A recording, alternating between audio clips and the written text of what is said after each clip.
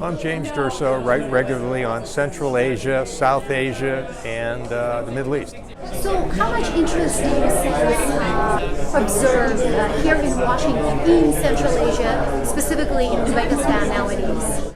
Well, outside the specialist journals or, think tank journals that specialize in the region, not much, because the U.S. is no longer at war in that region. I mean, once the U.S. pulled out of Afghanistan, there was a little notice because a lot of the aircraft the Afghan Air Force pulled out all landed in Uzbekistan, and they were the people that flew them promptly relocated.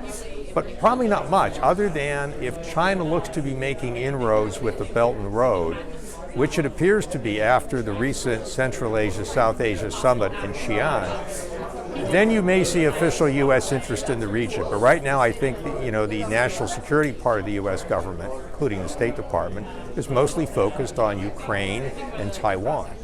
And are you seeing that media will pay more attention if the governments are focusing?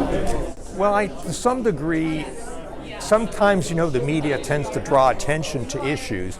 But I think in the U.S. context, that's more often in terms of domestic issues, maybe things like local environmental problems, local corruption issues. In terms of bringing official Washington notice about a particular geographical region, I really don't think the media has the bandwidth to do that.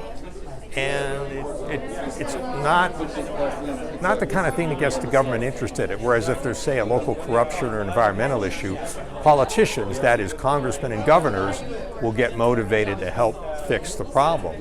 The fact that there's a problem in some country that not many Americans may know about, or a region, you can't count on, I think, the media to drive official attention to that, unless, again, it was something to do with, like, say, the human trafficking in Syria.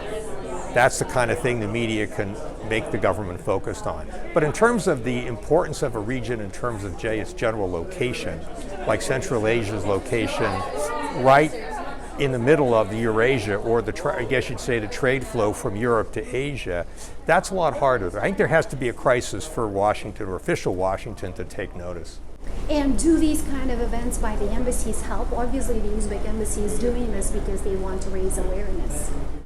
I think it probably, primes the pump in terms of issues that the government of Uzbekistan is concerned about, and some of that will be written about tomorrow, perhaps. Other stuff will kind of live in somebody's notebook for a week or a month or a year until the time comes to put it out. So I think it's kind of a medium-term process of seeding the field.